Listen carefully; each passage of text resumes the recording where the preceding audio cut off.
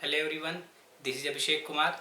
ये वीडियो आज जो आपके सामने है ये उन बच्चों के लिए है जो कल यानी 13 सितंबर को नीट का एग्ज़ाम देकर आए हैं, नीट 2020। ठीक है, तो पेपर का एनालिसिस आप जान चुके होंगे क्योंकि आप एग्ज़ाम दिए हैं, तो आपसे बेहतर पेपर का एनालिसिस कोई नहीं कर सकता है। हम एग्ज़ाम के बाद पेपर का एनालिसिस करते हैं। आप एग्ज़ाम के माहौल को झेलते हुए, प्रेशर को सस्टेन करते हुए बाहर निकले हैं, तो कहीं ना कहीं सबसे अच्छा पेपर का एनालिसिस एक अच्छा स्टूडेंट ही कर सकता है।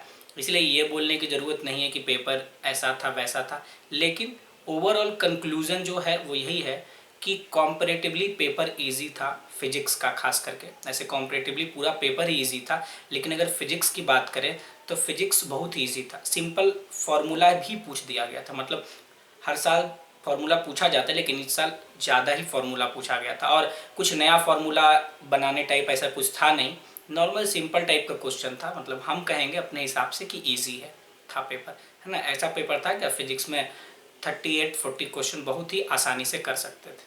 कोई फंसने वाला सवाल पेपर में दिखा नहीं। हर साल कुछ कुछ क्वेश्चन फंसने वाला होता है, लेंदी होता है, लेकिन इस साल ऐसा कुछ क्वेश्चन था नहीं, बहुत ही कम लेस कैलकुलेटिव क्वेश्चन था फिजिक्स का। ठीक है, तो यहाँ पे हम ये बताने नहीं आए, ये तो आपको पता ही होगा, बस हम आपको समराइज़ कर दिए, कंक्लूड कर दिए कि फिजिक्स का पेपर जो भी था।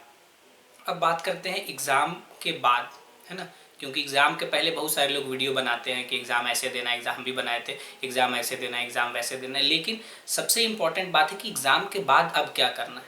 कल अगर आपका एग्ज़ाम हो गया है तो आप क्या करेंगे। तो देखिए, जो अभी आपको बात बता रहे हैं, कुछ मिनटों में हम अपने बातों को ख़त्म करेंगे, लेकिन जो भी बात बोलेंगे वो आपके कैरियर के लिहाज से बहुत ही इम्पोर्टेंट होगा। ठीक है, तो सबसे पहली बात कि दो बच्चे होंगे जिनको पता होगा। एक टाइप के बच्चे वो हैं जिनका एग्ज़ाम अच्छा गया है, ठीक है। दूसरा, जिनको पता है कि मेरा एग्ज़ाम अच्छा नहीं गया है।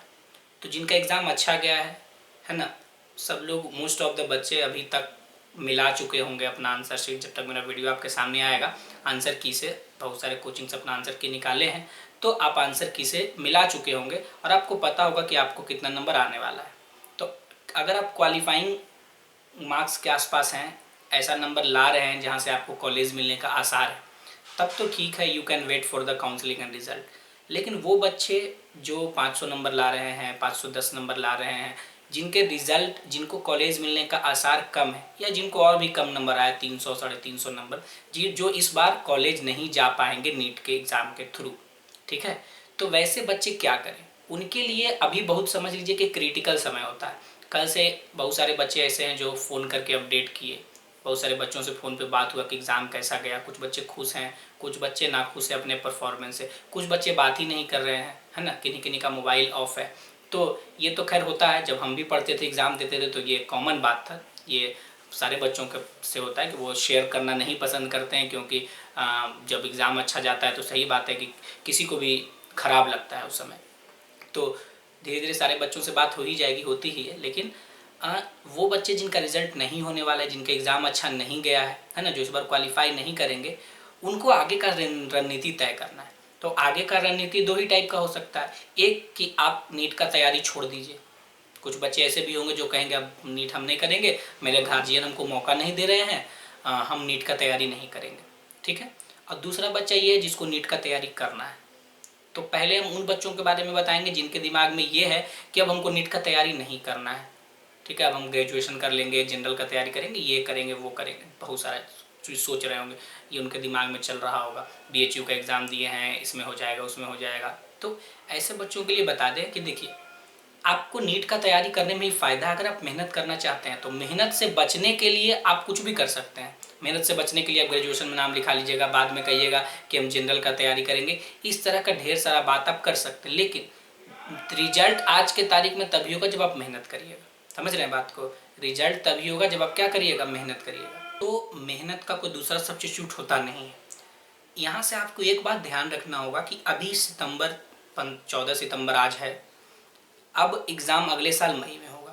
तो जब अगले साल मई में एग्ज़ाम होगा ना, तो मई में जब एग्ज़ाम होगा तो उस समय, अभी कितना, अभी सितंबर है, अक्टूबर, नवंबर, दिसंबर, जनवरी, फरवरी, मार्च, अप्रैल, मई, मतलब मई में एग्ज़ाम होगा। आपके पास 7 महीना का टाइम है। तो हो सकता है कि आप जो तैयारी किए होंगे इस साल के लिए उसमें कुछ कमी रह गया होगा। शायद उस कुछ कमी को दूर करने से, लेटेस्ट सपोज आपका फिजिक्स वीक रह गया, आप फिजिक्स कंप्लीट नहीं कर पाए, हो सकता है केमिस्ट्री में ऑर्गेनिक नहीं पढ़ पाए होंगे, कुछ चैप्टर वीक रह गए, इसके कारण आपका स्कोर खराब हो गया। तो 7 से 8 महीना का समय है, जो कमी है उसको दूर कर लीजिए तो हो सकता है कि आपका रिजल्ट हो जाए। आप अपने दिमाग से आप आपके दिमाग से मेडिकल की तैयारी को निकालिए नहीं, क्योंकि MBBS doctor is a royal profession. Society में कितना इज्जत है डॉक्टरों का, ये आप जानते होंगे। हम लोग भी डॉक्टर के आसपास रहते हैं, आप भी डॉक्टर के आसपास रहते हैं, जाते हैं, कोई भी डॉक्टर होता है, आप अपने पापा के साथ डॉक्टर के पास जाते हैं। डॉक्टर का उम्र आपके पापा से कम होता है, लेकिन जब आपके पापा जाते हैं हाथ जोड़ के कहते हैं प्रणाम डॉक्टर साहब, क्या है ये उनके प्रोफेशन को रिस्पेक्ट है, उनके उम्र को नहीं, उनके प्रोफेशन का, वो जिस नोबेल प्रोफेशन में है उसका रिस्पेक्ट है। तो आपको भी उस प्रोफेशन में जाना है ताकि आप भी वो रॉयल्टी कमा सकें, और ये रॉयल्टी केवल डॉक्टर बन के ही आता है अभी के समय में, ठीक है। तो इस चीज़ को छोड़े नहीं, ये बहुत ही अच्छा है ना। जो भी मेहनत में कमी है उस कमी को दूर करें, और अपने अंदर के कमी को आपसे बेहतर कोई नहीं पहचान सकता, इसलिए उस कमी को दूर करें और अगले साल एग्ज़ाम में अपीयर हो, क्योंकि सितंबर ऑलरेडी हो चुका है और आपका मई में एग्ज़ाम होगा मोस्ट प्रोबेबली। तो आपको एक समय मिला है, आप इसको एक अच्छे से तैयार करके आप एग्ज़ाम में अपीयर हो। तैयारी छोड़ना कोई मतलब क्या बोले, समझदारी की बात नहीं, ये समझ लीजिए एक तरह का मूर्खता है। हाँ, तैयारी कब छुड़ी, जब आपको लगता है, जब आप 100-150 नंबर लाए हैं और आपको लगता है कि हमसे मेरे लायक सब्जेक्ट नहीं है, फिजिक्स केमिस्ट्री बायो 100-150 नंबर लाए हैं, तब आपको छोड़ देना चाहिए ना। क्योंकि अगर आपको सब्जेक्ट, अगर आप पढ़ते ही नहीं हैं, दो तरह का बच्चा होता है जिसको पढ़ने में मन नहीं लगता है, अब वो तैयारी करके क्या करेगा, गार्जियन का पैसा बर्बाद। तो इसलिए उससे अच्छा है कि आप तैयारी ना करें। 150 नंबर आया होगा आपको टोटल, तो फिर आप सोच लीजिए कि आपको कितना मेहनत करने की ज़रूरत है। अगर आप उतना मेहनत करने का पोटेंशियल रखते हैं, दिन को दिन नहीं और रात को रात नहीं समझते हैं, तब आप ये काम कर सकते हैं, ठीक है। दूसरा, अब हम उन बच्चों का बात करेंगे जो बच्चे इस साल तैयारी मतलब ड्रॉप लेने, उनका रिजल्ट नहीं हो रहा है, वो ड्रॉप लेने के विचार में है। तो ड्रॉप लेने के विचार में है तो ड्रॉप लीजिए। अगर 13 तारीख को एग्ज़ाम खत्म हुआ तो 14 तारीख से ही आप तैयारी चालू कर दीजिए। आपको और इंतज़ार करने की ज़रूरत नहीं है। समझ गए बात को, कि हम जो है अच्छा रिजल्ट भर रुक जाते। अरे रिजल्ट देख के क्या करना है, जब आपको पता है कि आपको 400 नंबर आ रहा है, 500 नंबर आ रहा है, रिजल्ट नहीं होना है, तो फिर रिजल्ट का इंतज़ार क्यों करना। रिजल्ट इंतज़ार करिएगा 15 दिन, आप अपना समय बर्बाद करिएगा, उससे अच्छा 15 दिन में 2-4 चैप्टर तैयार कर लीजिएगा अपने सब्जेक्ट्स का। तो इसीलिए ड्रॉप लेना है तो देर मत करिए, देर करिएगा, समय आप ही का, क्योंकि ऑलरेडी सितंबर आ चुका है, सितंबर आधा सितंबर निकल गया है। तो इसलिए ड्रॉप जिन बच्चों को लेना है वो बच्चे जो है वो लेट ना करें, ठीक है। तो वो अगले साल अपना परफॉर्मेंस अच्छा दे सकते हैं, क्योंकि ड्रॉप लेने का विचार किया तो आपको पता होगा कि आपका पोटेंशियल कैसे परफॉर्मेंस में बदलेगा। तो उन सारे बच्चों से यही कहेंगे कि समय वेस्ट ना करें, टाइम को यूटिलाइज करते हुए आप अति शीघ्र अपना तैयारी फिर से चालू करें, ठीक है। तो ये हम दोनों बच्चों का बात कर लिए। दूसरी बात ये है कि आप अपने मन से एग्ज़ाम का डर निकालें, क्योंकि बहुत सारे बच्चे ऐसे हैं जो एग्ज़ाम देने जाते हैं तो उनको डर लगता है। तो ये बात हम अभी इसलिए बता रहे हैं क्योंकि आप अभी से जब तैयारी चालू करेंगे तो एक चीज़ अपने अंदर समाहित करके रखें कि रेगुलर टेस्ट दें, ताकि टेस्ट के प्रति, एग्ज़ाम के प्रति जो डर है, जो प्रेशर आप नहीं झेल पाते हैं ना, वो दूर हो। ये बहुत ही ज़रूरी है, ठीक है। और जो भी चीज़ पढ़ें, खास करके फिजिक्स में प्रैक्टिस का खेल है। एक क्वेश्चन को बनाने के लिए 1 मिनट है। बहुत सारा बच्चा कहता है नीट में पेपर आसान होता है। पेपर आसान होता है, लेकिन टाइम मैनेजमेंट भी तो इम्पॉर्टेंट फैक्टर है। बहुत सारे इंजीनियरिंग का बच्चे, कोई भी कहता है नीट में, हम किसी भी पेपर को, किसी भी चीज़ को ईजी या टफ नहीं कर सकते हैं, है ना। वो अब ईजी है तो कट ऑफ ज़्यादा जाएगा, टफ है तो कट ऑफ कम आएगा, ठीक है। 180 क्वेश्चन बनाने के लिए 180 मिनट है आपके पास, तो ये सारा फैक्टर बहुत ही इंपॉर्टेंट है ना।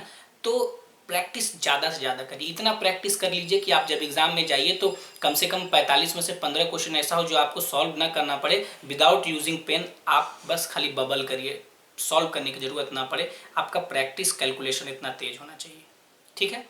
इसके लिए क्या है कि जो भी फार्मूला पुटिंग क्वेश्चन है वो आपको डायरेक्ट बन जाना चाहिए। इसके लिए आपको एक काम करना होगा कि अपने रूटीन में एक चीज़ शामिल कर लीजिए कि रोज़ सुबह उठ के कॉपी में फार्मूला लिखे, याद कर करके आप अपना फार्मूला सोच के, हम लिख दिए बराबर है में, सोचेंगे फोर्स है, एम मास है, एक्सेलरेशन है, फोर्स एक्सेलरेशन का डायरेक्शन सेम होगा। तो सोच के सुबह आधा घंटा 45 मिनट का टाइम देकर फार्मूला कॉपी में लिखिए, ठीक है। तो ये सारा बात आपको बता दिया गया ताकि आप हताश ना हो, निराश ना हो, ठीक है बच्चा, आप निराश कब होते हैं? जब आपके अनुरूप रिजल्ट नहीं आता, तब आप निराश होते हैं। तो आपके अनुरूप क्यों रिजल्ट नहीं आया? क्योंकि आपका मेहनत उस हिसाब से नहीं था। तो आपको एक ही काम करना है कि आपके अनुरूप रिजल्ट आए, आप अगले बार हताश ना हो। इसीलिए आपको अपने अंदर का कॉन्फिडेंस आत्मबल बना के रखना है, ताकि जब आप ड्रॉप लें और अगले साल एग्जाम दें तो एकदम इनर्जाइज रहें। ये नहीं कि आपका मनोबल गिरा हुआ रहे कि तो ड्रॉप ले रहे हैं। बच्चों के दिमाग पे ये बहुत सारा प्रेशर होता है, तो ये ना हो। ये सब चीज़ से आपको बचना है और अगले साल इससे बहुत ही अच्छा परफॉर्मेंस देंगे आप, ऐसा हम उम्मीद करते हैं। ठीक है, तो बच्चों से किया गया उम्मीद आप ही के रणनीति पे डिपेंड करता है। ठीक है, तो आप एक अच्छा रणनीति बनाकर तैयारी करेंगे। और लास्ट में हम यही कहेंगे कि जो भी बच्चे नीट का एग्ज़ाम अगले साल देंगे, ये ड्रॉप लेना चाह रहे हैं, ठीक है, वो ड्रॉप, किनको ड्रॉप नहीं लेना और किनको लेना है और कौन लेने वाले हैं, ये सब हम चर्चा कर चुके हैं। अब है कि जिन बच्चों का भी फिजिक्स कमज़ोर है, एज ए फिजिक्स टीचर हम ये ज़रूर बोलेंगे कि जिन बच्चों का फिजिक्स कमज़ोर है वो एक बार आप हमारे शरण में आइए, आपका फिजिक्स ज़रूर सुधर जाएगा। क्योंकि हम नेट पे मतलब रिव्यू डालेंगे अपने बच्चों का, बहुत सारे बच्चों का एग्ज़ाम अच्छा गया, हम बच्चों से बात किए, बहुत सारे बच्चों का एग्ज़ाम अच्छा गया है। ऐसे भी पेपर कॉम्परेटिवली इजी था, तो जो थोड़ा भी बच्चा अच्छा था उसका एग्ज़ाम अच्छा जाना है, ये ऑब्वियस सी बात है। तो आप एक बार हमारे शरण में आइए और आपका फिजिक्स सुधर जाएगा। आप मोस्ट सिंप्लीफाइड वे में बहुत ही क्रिस्टल क्लैरिटी के साथ फिजिक्स को सीखेंगे। इसीलिए ये बात हम आपको बोल रहे हैं। हमसे जुड़ने का आपके पास एक ऑनलाइन माध्यम है, हमारा जो यूट्यूब चैनल है फिजिक्स हॉटस्पॉट। दूसरा ऑफलाइन क्लासेस जो पटना में चलता है, उसके माध्यम से भी आप हमसे जुड़ सकते हैं। ठीक है, तो जो भी बच्चे इंटरेस्टेड हैं हमारे ऑनलाइन या ऑफलाइन क्लास के लिए, वो हमसे डायरेक्ट संपर्क कर सकते हैं। स्क्रीन पे हमारा फ़ोन नंबर आएगा, डिस्प्ले होगा, इस फ़ोन नंबर पे आप कॉल करके या सबसे अच्छा व्हाट्सअप करके अपने बारे में डिटेल्स आप हमसे जुड़ सकते हैं। अगर आपको नीट 2021 के एग्ज़ाम में फ़िज़िक्स में अच्छा स्कोर करना है और केमिस्ट्री और बायो में भी आपको एक अच्छा गाइडलाइन ज़रूर दिलवाएंगे, ये हमारा प्रॉमिस है ना। तो thank you, best of luck for next year. इस ईयर का तो एग्ज़ाम हो गया, best of luck for the next year. Don't lose hope, be positive, stay positive और पढ़ते रहिए। मेहनत का कोई दूसरा सब्स्टिट्यूट नहीं है। Thank you.